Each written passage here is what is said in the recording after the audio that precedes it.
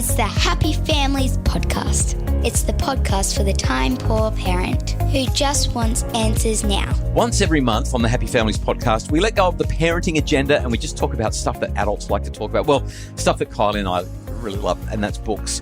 Once every month, we talk about the books we've been reading. We call it Book Club. Today is our Book Club episode. Kylie, have you been doing much reading this year?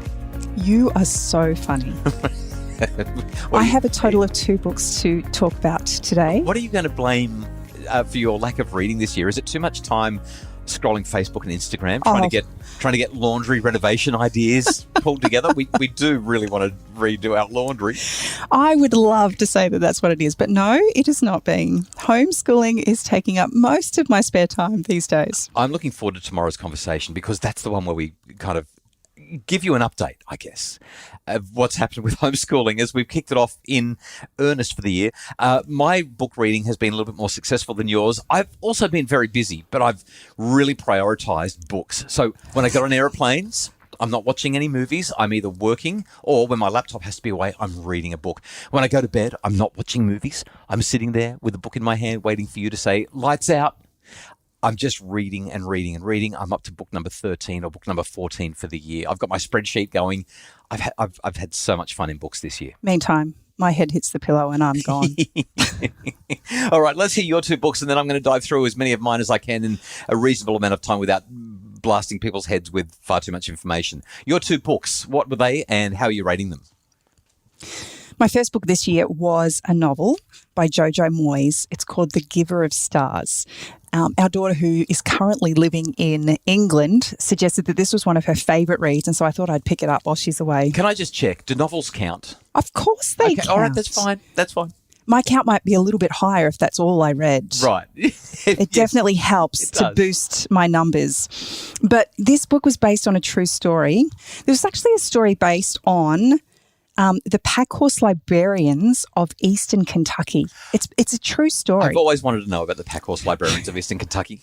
It was actually a really intriguing read, and it depicts American history during the Depression with vivid clarity, an era where women knew their place and didn't question it. It deals with some pretty heavy-duty topics with domestic violence, prejudice, and expected gender roles of the time.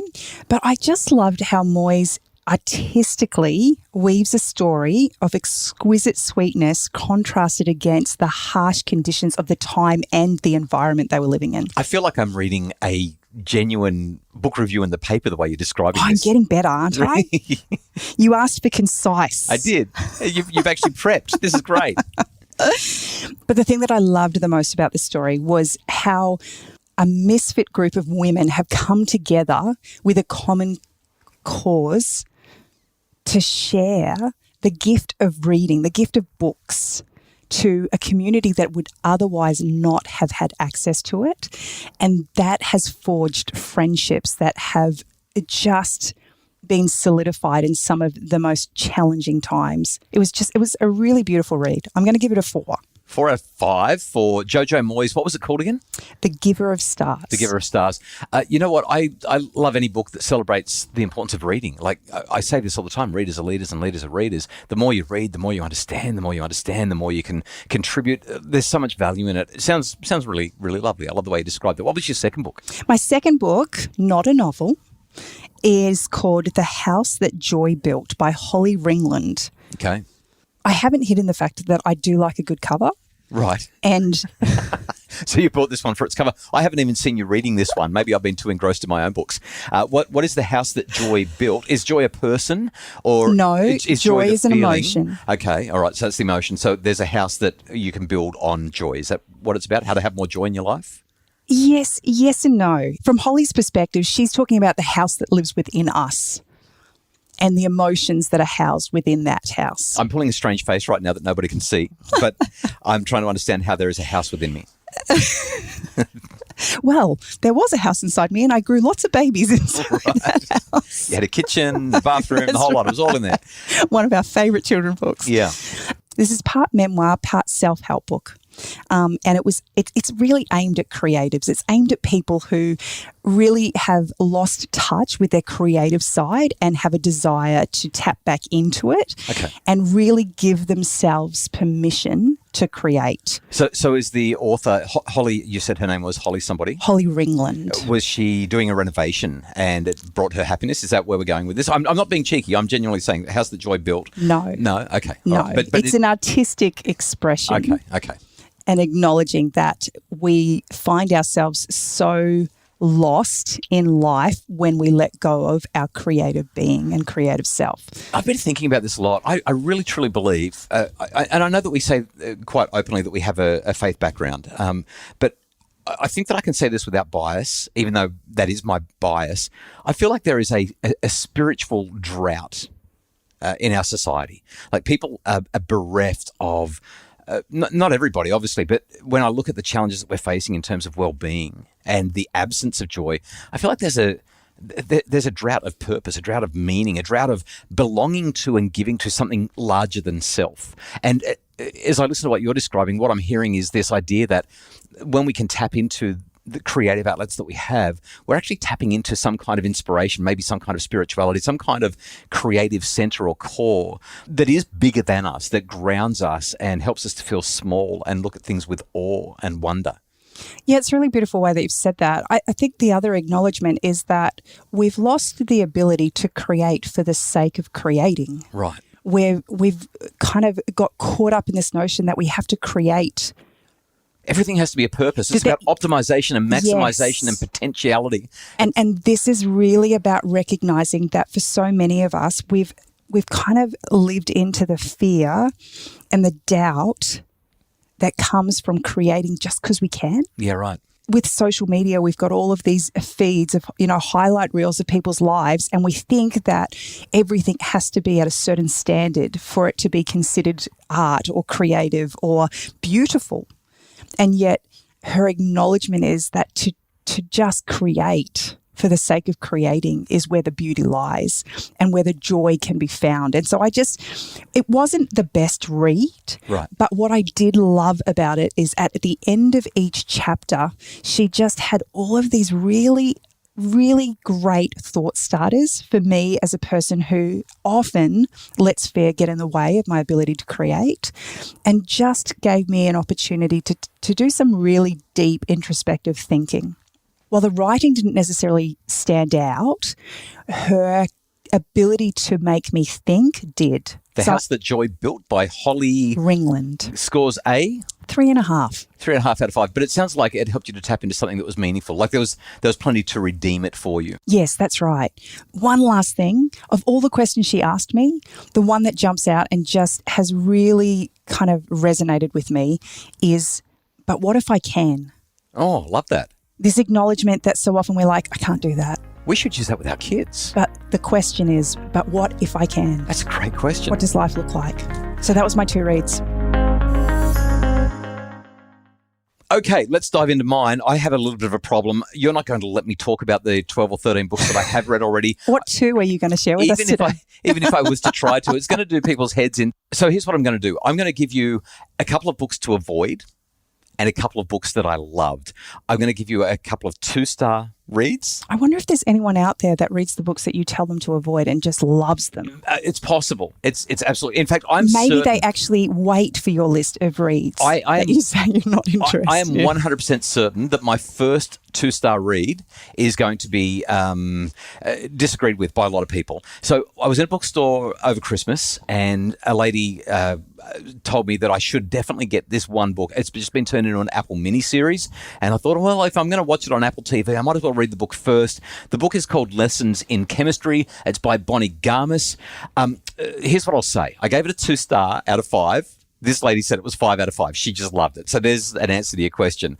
I enjoyed the book for the mindless reading, but for what's supposed to be a comedy, for something that's supposed to be light, and I just want to quickly highlight, if you've got kids listening, you might want to fast forward the next 30 seconds. It kicks off with 2 C words in the first couple of pages, a sexual assault and a suicide.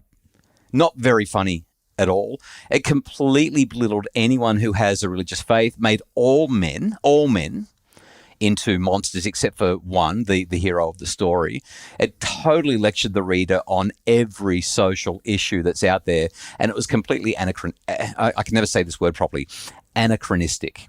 What does that mean? It means, so an acronym is basically when you are reading a book about, let's say, the 1800s, or in this case, the 1950s, but they're talking about things that we have today. Like if somebody wrote a book about the 1950s, but people were using mobile telephones, that would be anachronistic. It would be an anachronism that something like it couldn't have existed, which means that they haven't gotten it right. So in terms of the values, it was like a 2023 woman was transported back to the 1950s and just nailed everybody with her brilliant, advanced, liberal thinking. Overall, the message in the book, I actually think was a reasonably worthy one, but the book, as easy as it was to read, really failed to deliver for me. I actually hated it and wished that I hadn't read it. At the end of it. That's a tough call. Yeah, 2 out of 5. The other one that I would say to avoid is a book that has rave reviews all over the place from some really big names, which is why I bought it. The book is called Same as Ever by Morgan Housel. So Morgan Housel has written some finance books previously and is extremely well regarded for what he's written about finance. This is a book where he's basically saying, we're saying the world is changing like crazy, but there's a whole lot of principles that are the same as ever. They never change. They're fundamental, and people will keep on being people, and people will keep on doing the same things that they've always done because they're people. So here's what I loved about it. Great stories, really well researched, and a really fabulous concept, but it just didn't click for me. I didn't like his writing style, and while I really love the idea of emphasizing how things stay the same despite progress and change, and also how human psychology is not evolving nearly as fast as technology. I just felt like the ideas were really simplified from their original authors. Like he stole a lot from a guy called Ray Dalio. He picked up a whole lot from Nassim Taleb, who I'm not a big fan of, but I really love a lot of what he writes, if that makes sense.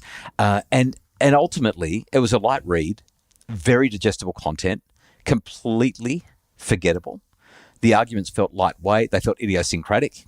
Didn't feel like they had really good evidence underpinning them.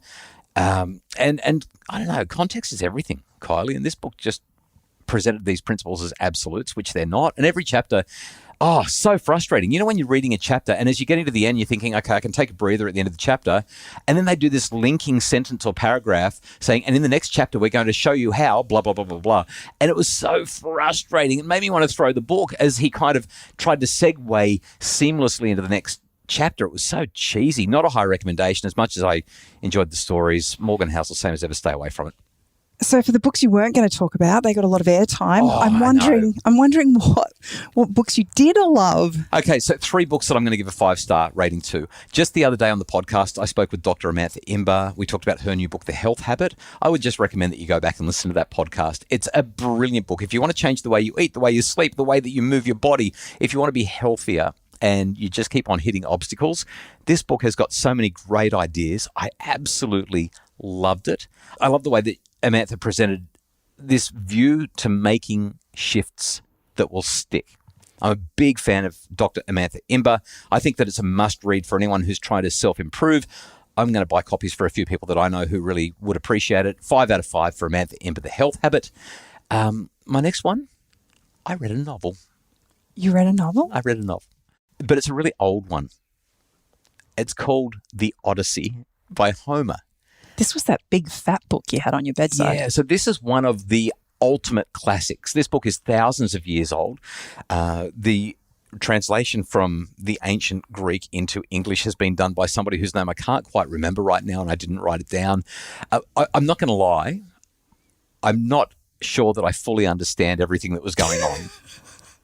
Like, there's a lot of cultural stuff that I just didn't get. But there was a 100-page introduction before I even started the book. I remember you saying by the author, and there was a lot of important information in there that helped. Ultimately, The Odyssey is a classic for a reason. It's really tough going.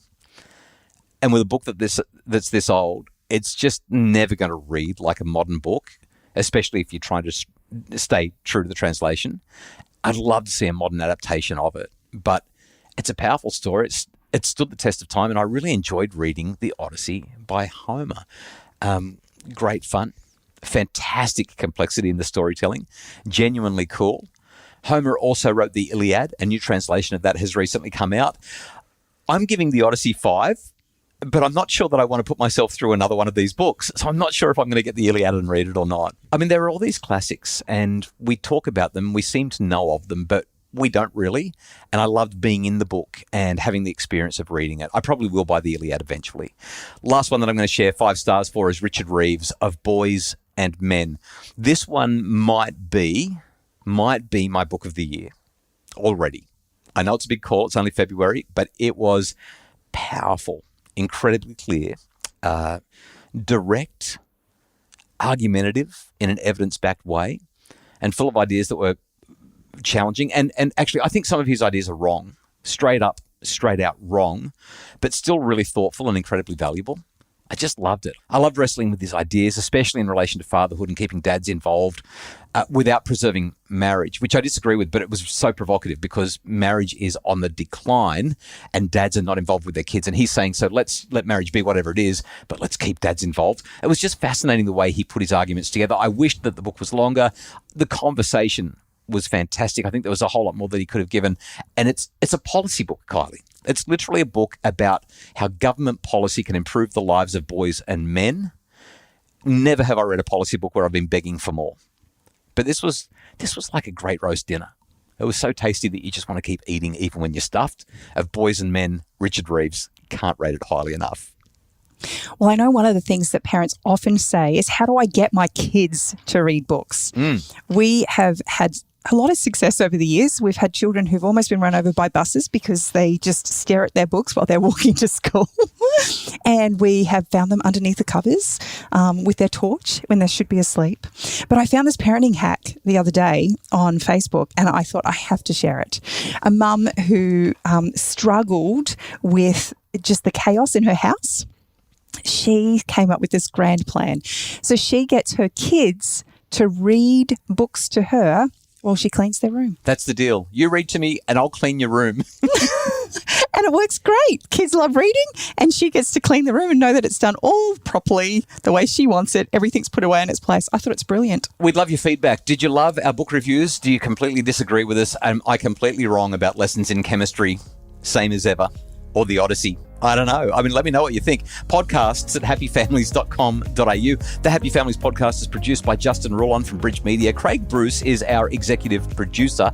If you would like more information about how to make your family happier, we would love for you to join us on The Quest. The waiting list is now open. This is a hand-holding program where we take you one step at a time through the steps necessary to help your family to flourish, help your kids to thrive, and help you to feel good in your parenting. The Quest, all the details now at happyfamilies.com.au.